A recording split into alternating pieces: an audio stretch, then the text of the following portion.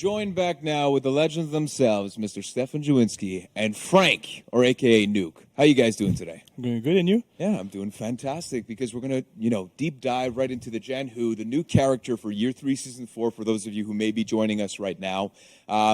Before we get into it, because everybody's excited to see it in game, for sure, but give me 1 to 3 words to describe this character. I always ask this. Mike figured out a trick. Yeah. Okay, we're going with one word. Okay. But it's an awesome word. Okay. And words of power, so we're going with this one.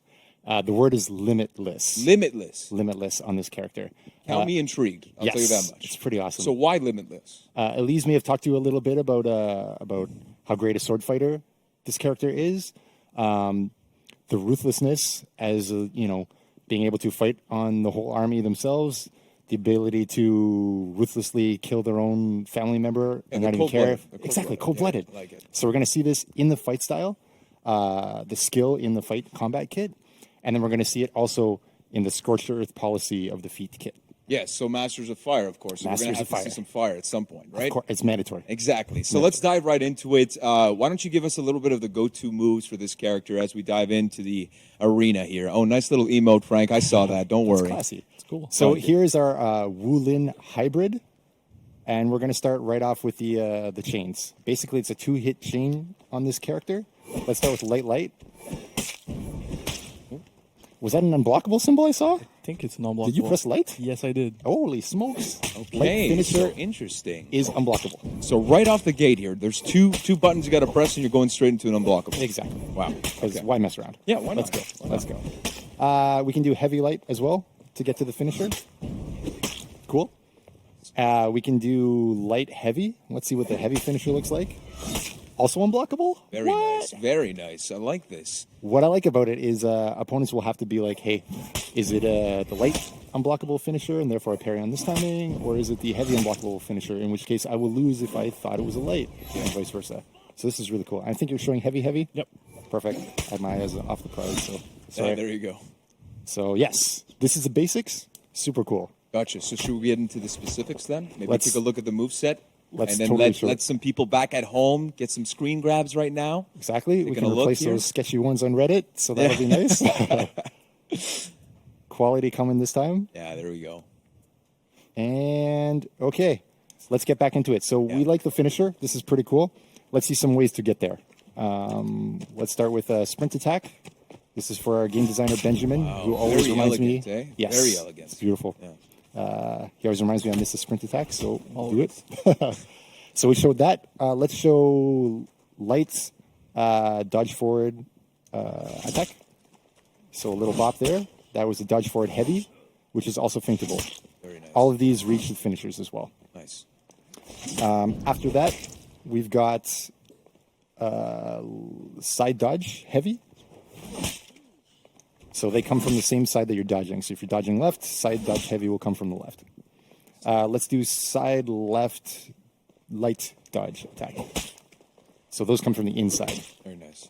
So you have an option. Do you want to go outside attack? Do you want to go inside attack? Okay. So this is a bit of a mix-up for the opponent as well.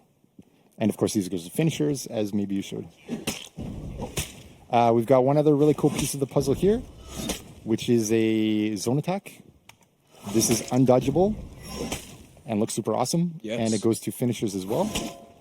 And one other really interesting piece of this kit that really pulls together the limitless concept now is a creativity you can do with these chains. Okay. Every recovery that you have from regular attacks, dodge attack, zone attack, all of these allow you to flow into dodge again. So you'll see dodge attack into dodge attack, for example. And then with the finisher right there. Exactly. You can do dodge attack into zone attack into finisher. You can do zone attack into dodge attack into finisher. You can do dodge attack into dodge attack into zone attack into finisher. You can do zone attack into dodge attack into zone attack into finisher. Wow, man, you're spitting bars right now. I like it. You can actually do a normal opener if you want as well, like just throw heavy and then do all that stuff. Wow.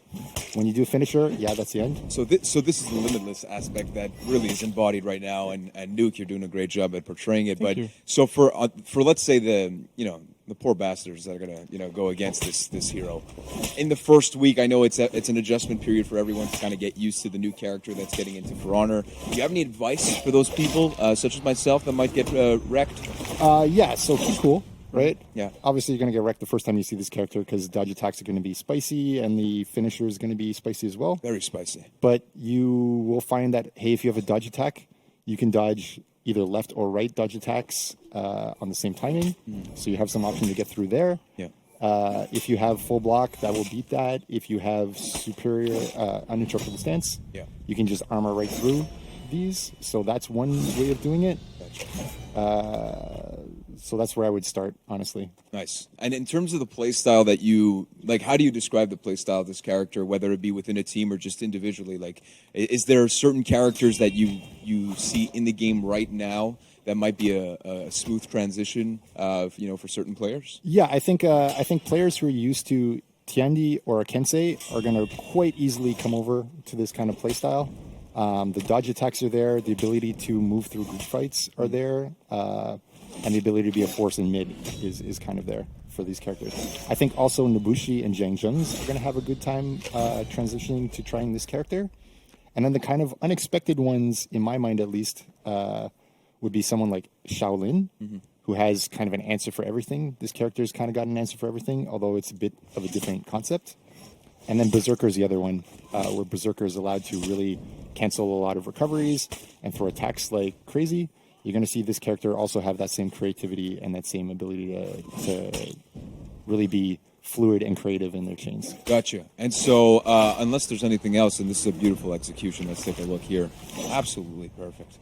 Just great, Frank. Just good job. Let's get into maybe the feats of this character. How do you describe them? Amazing, super fun. And of course, fire. That's the one thing that I hold back from these feats. Exactly. This is going to show the more scorched earth policy of this character, which is going to be super neat. The fire synergy is within this character, and it's going to be really interesting to mess up group fights with. Nice. So let's take a look at maybe feat 1. What do we got? So here it is, feat 1, Fiery Tusk. At first, it's a basic projectile that just does a small hit. When an opponent is on fire, it does fire damage as well. So it basically upgrades in the situation that its opponent's on fire. So 10 damage points when the opponent is not on fire, and then an extra 15 on top of that 10 when the opponent is on fire. Absolutely right. So you want to be fighting next to some bonfires if you're this character, right? Exactly. So if you can save it for the time the opponent's on fire, you can actually finish people off, kill them a little more. Gotcha. But you might also use it when they're not on fire in the case where you need to save a teammate or really finish off someone super low. Yes. It has utility at different times in the game. Okay, and I'm assuming, because this is rehearsed, of course, that the second feat, if you don't have a fire nearby, you can create one. Yeah, it would be kind of sucky if the only time it procced was when there was like a fire on the map. Yeah. Let's make some ways to make fire. And that's where it brings us to feat 2. So let's take a look. All right, so this thing is a thrown feat. A lot of people on the team call it a grenade feat. Basically, what it does is you can throw this trap wherever you want on the map. So we might be having some technical difficulties with the video right now, so we're going to reload that. Okay. There we go. So here you see a thrown trap. Yep. Centurion runs into it, and it bursts. So it has normal trap rules. Nice. Except you don't place it at your feet. You place it in a throw. And then, of course, if there's 2 opponents or 3 opponents that are walking in at the same time into this trap, all 3 of them are on fire. Everybody would get hit. They would all take fire damage. Right. It does not leave a pool of fire. Yes. Nice. But yes, if people are in it at the time. Yeah, nice. And so let's go to feat 3. Perfect. So more benefits from having someone on fire. Here, someone's on fire. You can see little purple bursts there of fire on the character, on hit, and weapon hit. Yeah. So you'll notice that your character's got little shiny insignias on their shoulder. Yeah. Purple fire there, boom, on weapon hit. Yeah, and this is a passive feat, so once you unlock it, it's active all the time. Passive tier 3 feat, exactly. Every weapon hit that you do to a burning opponent, you applies burning damage to them. And I feel like all of these complement each other extremely well. And I guess we'll lead into feat 4. What is feat 4 for this character? Exactly, that's the idea. Get the synergy, get them burning, and then if they're close, do your crazy limitless chain attacks to pressure them and keep the fire burning, nuke them down. Keep the fire burning. I like that tagline. Yeah. And if they try to run, throw the thing, finish them off. Yeah, gotcha. So feat 4 then. Feat 4, yes, an even better way to spread fire. So here we go, there's one opponent. You see a big circle AoE go around. Yeah. The opponent standing in that big white circle ends up with an AoE fire projectile coming down on them. Here, there's a bunch of people. Yeah. So there's a bunch of AoE projectiles that come down and burn them. And these do leave fire pools. And people are getting a sneak peek at the Chang Pass, which we'll get into later on in the show. But I'm assuming for breach matches, when the commander is being under siege, that this could be a very, very useful feat if you're an attacker or defender. Correct? Absolutely, yes. Whenever there's a group fight and you really want to be a disruptive force, this tier 4 will cause everybody to have to move or take big damage and then be burning, which it benefits you as well. Nice. Well, is that it on the Zhanhu? Is that about it? I think that's Moveset. We showed all the pieces. We